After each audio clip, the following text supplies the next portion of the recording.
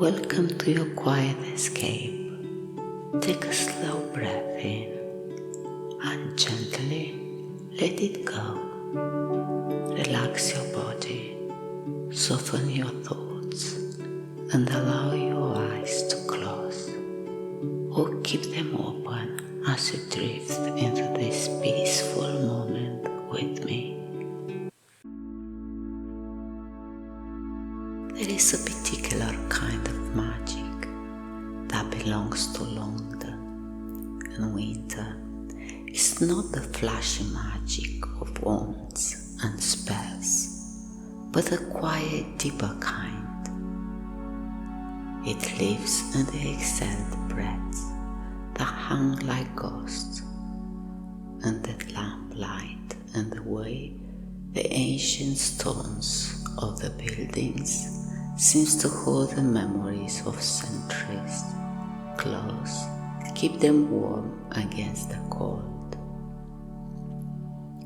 And one such day, when the sky was the color of a dove's wing, and the air beat with a cheerful sharpness, a man named Tom discovered that this magic could also live in a single shared glance.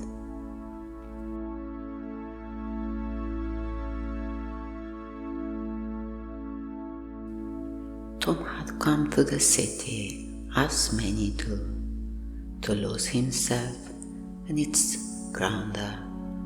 He walked until his feet ached, with a happy tiredness and a map clutched in his gloved hands.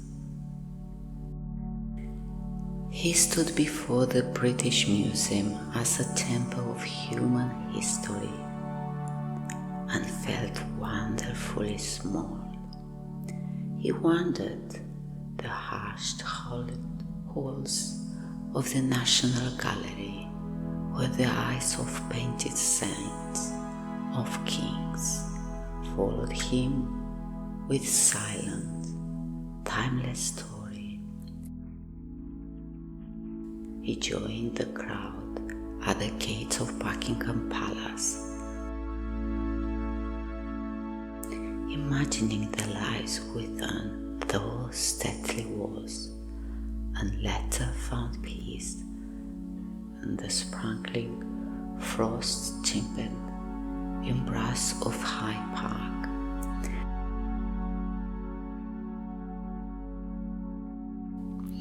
The city poured its history into him through stone, through paint, through frozen garden. But as the pale winter sun began to retreat, so I did. Tom's warmth, the cold, a patient companion all day, finally set through his coat. A deep fatigue settled in his bones, not unpleasant, but insistent. It whispered a single compelling thought: tea.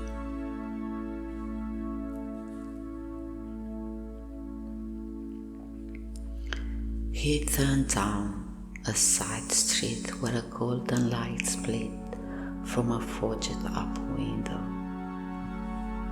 The sign above the door simply read, "The heart pushing the door open."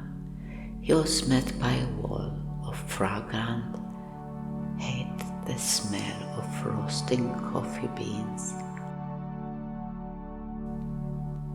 It was a small shop, all dark wood and shelves of mismatched teacups, a firecracker and a tiny grate.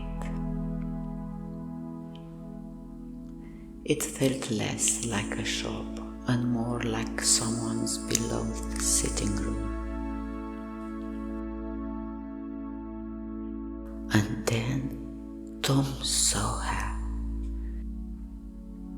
on the glass into 1,000 tiny prisms. She was sitting by the window where the last of the daylight turned into dark. She was perhaps in her 30s, with hair the deep rich brown of old mahogany, falling in the soft waves around her face. She was reading a book.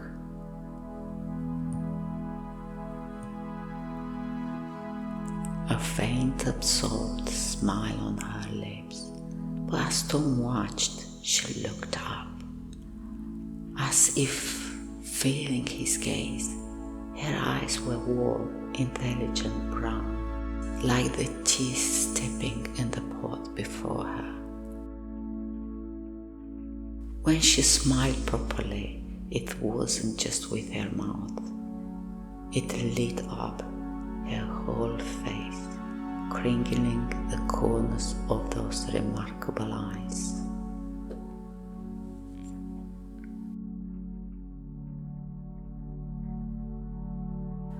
And in that moment, Tom felt something extraordinary.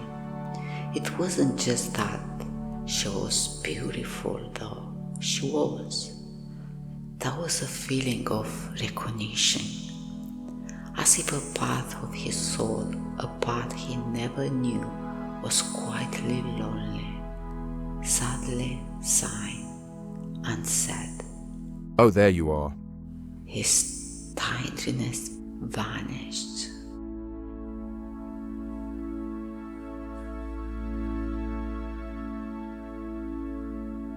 The cause was forgotten.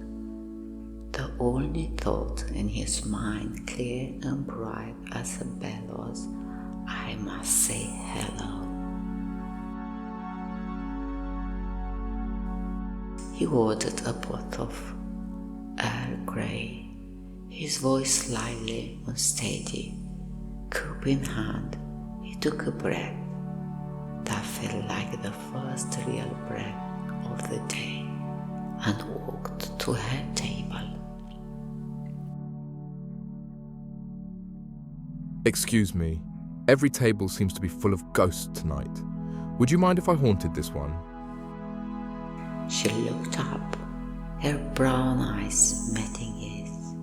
The smile returned brighter now, touched with amusement.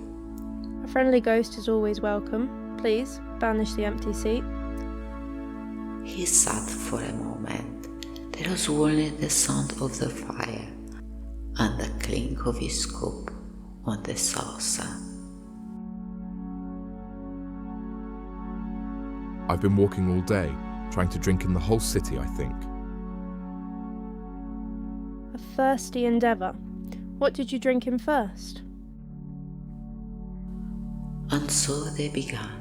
He spoke of the stern majesty of the palace guards, and she laughed, telling him about the time she saw one of them. She described her favorite painting in the National Gallery, the small quiet landscape he had messed with. Such love, he felt he could see it. He talked about the silence of the museum, and she called it the sound of the time resting. They spoke of books, of the best walks along the Thames,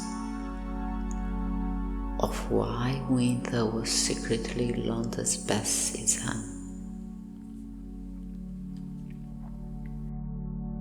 "There's a magic in it," she said, finding the strength still hidden in the spine. Cleaning a page until the ink shines again. It's like hearing a whisper from the past become a clear voice. I think he said slowly, the words feeling profoundly true. "I just walked all over London looking for magic, and I found it here in a teacup." Her smile then was soft, understanding she didn't look away.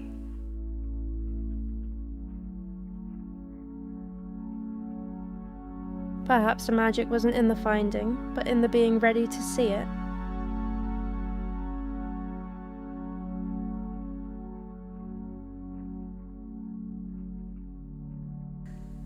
The hours slipped by unnoticed. The shop emptied, the fire burned low, when the kindly barista began whipping down tables. They realized the world outside had continued without them. Lily, would it be magic of the improbable or of the terribly forward kind if I asked to see you again? Tomorrow? She didn't hesitate, I think true magic is always a bit of both. and so it began.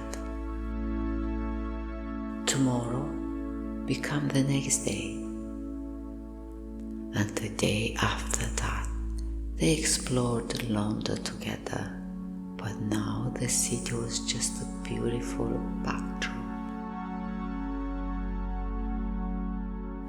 The real discovery was each other, and Lily, Tom found the courage he didn't know he had, a laughter that came from a deeper place.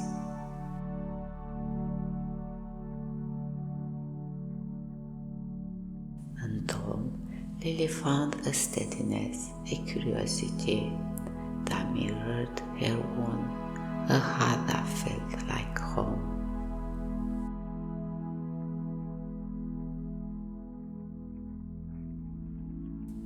One evening, 6 months later, as they walked through Hyde Park, now green and lush with summer,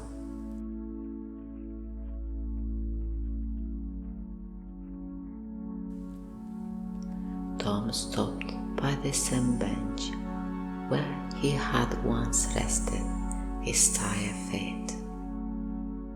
My suitcase has been living in the corner of my rented room for so long, it's started to look lonely. And my toothbrush at your flat, it says it's tired of travelling. What are you suggesting, Tom? I'm suggesting we build a new shelf for both our books.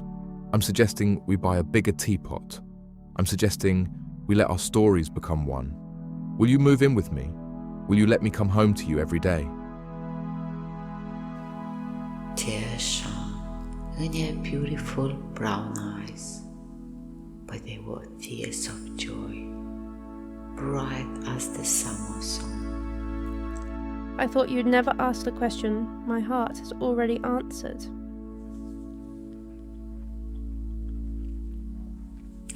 And so they did. They found the little flat with a window that caught the morning light.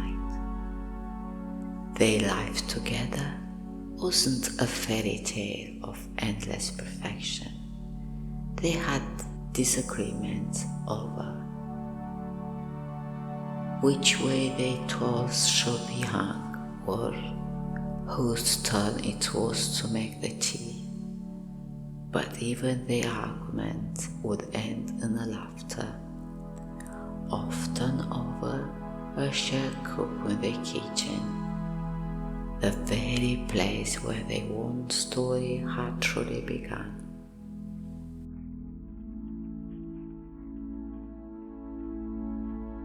The magic wasn't in a single frozen moment of winter.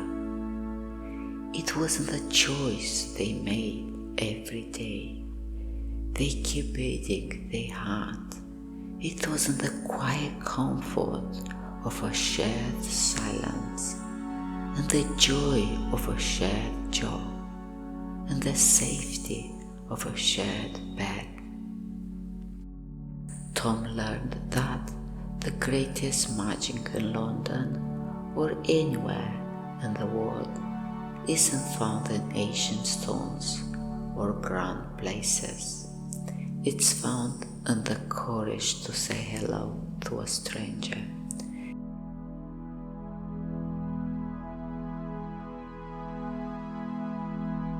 It starts in the simple steaming pot of the tea shed on a cold day. It's the miracles, ordinary, breathtaking magic of a love that feels like coming home. And so, dear listener, as you drift towards sleep, remember, the world is full of quiet magic.